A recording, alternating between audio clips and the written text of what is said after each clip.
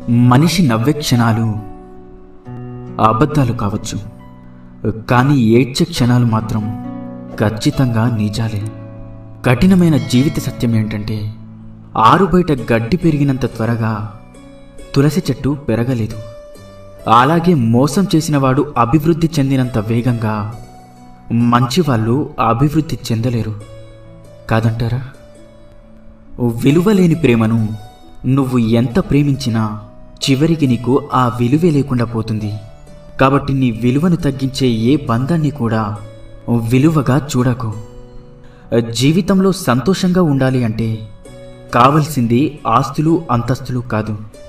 నీకు నేనున్నాను అని ధైర్యం చెప్పేవారు ఉంటే జీవితమంతా సంతోషంగా జీవించగలం.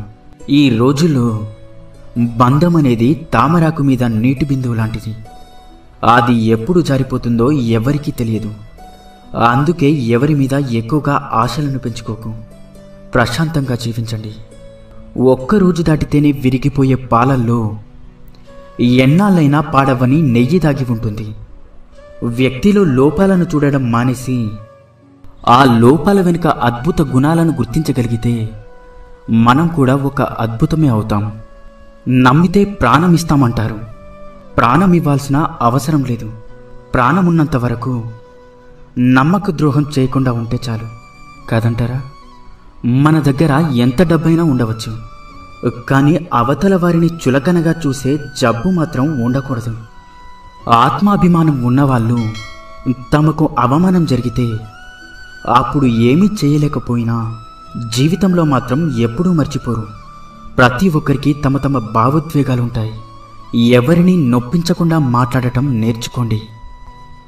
కోపంలో వచ్చిన మాటను పట్టించుకుంటే మనసు విరిగిపోతుంది. అదే కోపం వెనుక ఉన్న బాధను అర్థం చేసుకుంటే ఆ బంధం నిలబడుతుంది.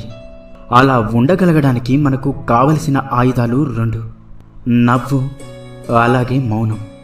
చిరునవ్వుతో చాలా సమస్యలు పరిష్కరించుకోవచ్చు, అలాగే మౌనంతో చాలా సమస్యలు రాకుండా చూసుకోవచ్చు. గుర్తుంచుకోండి, జీవితం అంటే ఇంతేనా అని ఇప్పుడు అనిపించవచ్చు, కానీ ఒక వయసు వచ్చాకే అర్థమవుతుంది. నువ్వు మోస్తున్న బాధ్యత, నిన్ను నమ్ముకున్న మనుషులు, నిన్ను పరిగెత్తేలా చేసే ఏదో ఒక అవసరం. మనిషికి వయసు పెరిగే కొద్దీ అనుభవం పెరగాలి, ఆలోచన విధానం మారాలి, ప్రవర్తనలో మంచి చెడు తెలుసుకోగలగాలి. అప్పుడే మనిషికి విలువైన గౌరవం, సమాజంలో మంచి వ్యక్తిగా గుర్తింపు లభిస్తుంది. ఈ ఒక్క విషయాన్ని జీవితంలో ఎప్పుడూ మర్చిపోకండి. నువ్వు ఎంత విసిగిస్తున్నా ఓపికతో ఉండే హృదయం విసిగిపోతే వాళ్ళు తీసుకునే నిర్ణయాలు చాలా కఠినంగా ఉంటాయి. అర్థమైందనుకుంటా. పరాయి వాళ్ళు ఒక మాట అంటేనే వాళ్ళని చూసినప్పుడల్లా ఆ మాట గుర్తొస్తూ ఉంటుంది. ఇక సొంత వాళ్ళు అంటే ఆ మాట జీవితాంతం గుర్తుండిపోతుంది.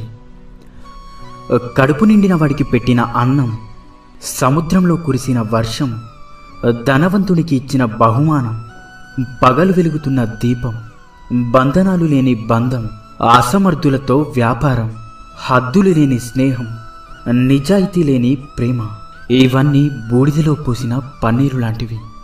అంతా వ్యర్థమే. సంపాదిస్తున్నంతకాలం మనం అందరికీ ఆత్మీయులమే. ఒక్కసారి సంపాదించడం ఆగిపోతే సొంత ఇంట్లో కూడా పరాయి వాళ్ళమైపోతాం. బంధం తెగిపోతుందని తెలిసినా సరే నిజమే చెప్పండి. అబద్ధాలు చెప్పి నమ్మకం మాత్రం పోగొట్టుకోకండి. ఎందుకంటే తెగిన బంధం ఎప్పుడైనా తిరిగి కలవవచ్చు, కానీ పోయిన నమ్మకం మాత్రం ఎప్పటికీ తిరిగి రాదు. అందంగా లేదని భార్యని, అర్థం చేసుకోవడం లేదని భర్తని, నీకు అండగా ఉండడం లేదని తమ్ముణ్ణి, అహంకారం చూపుతున్నాడని అన్నని, ఆస్తి పంచడం లేదని అమ్మా నాన్నని, అవసరానికి ఉపయోగపడడం లేదని అక్కా చెల్లెల్ని, అవసరానికి వాడుకున్నాడని స్నేహితులని, అలా అందరినీ వదిలేసుకుంటూ వెళ్తుంటే చివరికి ఏదో ఒకరోజు మనం కూడా ఈ ప్రపంచాన్ని వదిలి వెళ్లాల్సి వస్తుందేమో. ఒక్కసారి ఆలోచించు. తీపి ఉండాలే కానీ చీమలకి కుదవా. కాసులుండాలే కాని చుట్టాలకేం కొదవా. ఉప్పు తగిలితే చీమలు ఎలా అయితే చెదిరిపోతాయో, మనకు నొప్పి కలిగినప్పుడు కూడా చుట్టాలు అలానే వెళ్ళిపోతారు. మనసు ఒంటరిది. ఎన్ని బంధాలతో పెనవేసుకున్నా తనలాంటి మనసు కోసం నిరంతరం ఆరాటపడుతూ ఉంటుంది. ఒక్కసారి నీ మనసుని అడిగి చూడు, నిజమో కాదో చెప్తుంది. అసూయతో బ్రతికేవారికి సరైన నిద్ర ఉండదు. అహంకారంతో బ్రతికేవారికి సరైన మిత్రులుండరు. ఇక అనుమానంతో బ్రతికేవారికి సరైన జీవితమే ఉండదు. ఇకపై అబద్ధమే చెప్పకూడదు అని నిర్ణయం తీసుకున్నప్పుడే ఎవరో ఒకరు వచ్చి బాగున్నావా అని అడుగుతారు.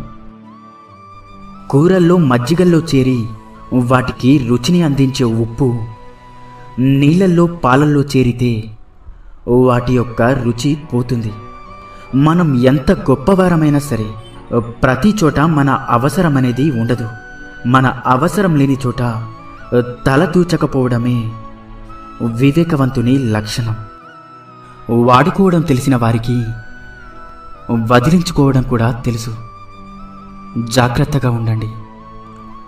సంతోషం అనేది ఎన్ని వేలు ఖర్చు పెట్టి ఎన్ని ఊర్లు తిరిగినా రాదు. మన అనుకునే వారితో